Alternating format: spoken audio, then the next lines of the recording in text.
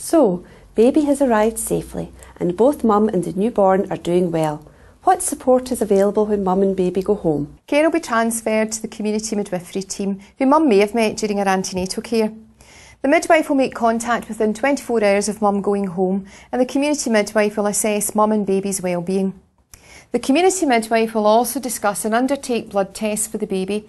These tests are called newborn screening tests, and mum will have received a leaflet explaining these prior to leaving hospital. Once the community midwife has completed her visits at around day 10, she will arrange for ongoing care to be taken over by a health visitor and GP. The midwife will provide a report to the health visitor and GP about mum's delivery and postnatal care. New mums have a lot to cope with and their own body is changing quickly too. Immediately after the birth, mum's tummy may feel a bit saggy and soft. As her uterus shrinks back to its pre-pregnancy size, for a few days immediately after the birth she may feel some contractions, and these are known as after pains, and they may be more noticeable when she is breastfeeding. Her breasts will swell and may feel a bit tender when the breast milk comes in, but a well-fitted bra should help to support her breasts and ease any discomfort. Could she take pain relief? She can take some pain relief, but she should seek advice from her midwife or her GP. There's a discharge that happens after giving birth. Can you tell us more about it? For the next 3 to 4 weeks, sometimes a bit longer, mums will have a discharge from her vagina, and this is called lochia. Initially it's a bit like a heavy period, bright red in colour, but becoming lighter over the first week, changing colour from pink to brown to a creamy colour. The best advice is to change your sanitary towel regularly, and I should mention that tampons are not suitable due to the risk of infection. Mums should get medical advice if they start to lose fresh red blood, the discharge seems too heavy or smelly, they have stomach pains or have a temperature, or they're passing blood clots after the first few days. Do mums experience emotional changes after giving birth? It's perfectly normal to feel a bit down after the birth. Around 70% of all new mums suffer from the so-called baby blues. Baby blues describe feelings of mild depression and tearfulness, and this normally kicks in about 2 to 3 days after the birth, and it doesn't last very long. But it can happen at any time. It may only last a few hours or perhaps a few days. If these feelings don't pass, it's important to get extra support. This may not be the baby blues, but may be postnatal depression, which is quite different. Mums should talk to their midwife or their health visitor. Having a new baby can affect relationships, can't it? Having a baby is a time of great change and it can be stressful. It's important that mum takes time for herself and her partner, as this will make her feel more confident, and that can only be good for them as a family.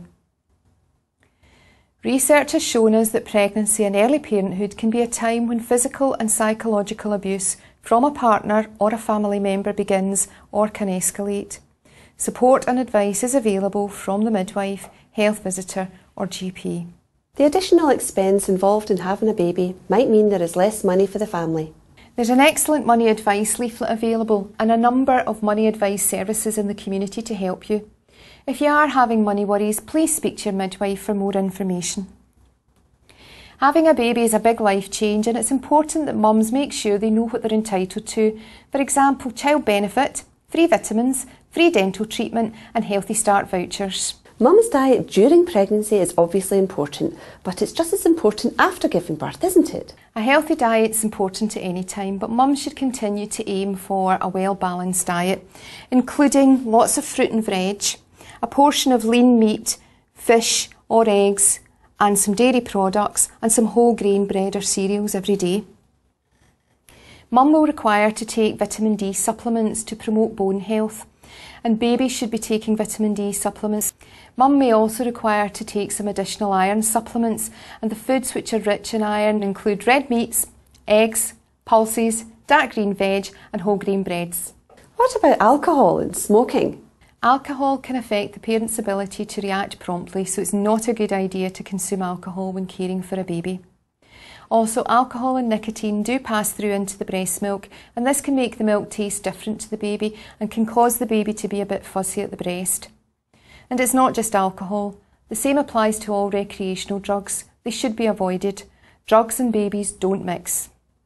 As we discussed earlier in the programme, smoking is dangerous to baby. No one should smoke anywhere near a baby, not even in another room in the house or at an open window. The best advice is for smokers to smoke outside. Keeping healthy is important. What about exercise? New mums should aim for low-impact exercise such as walking.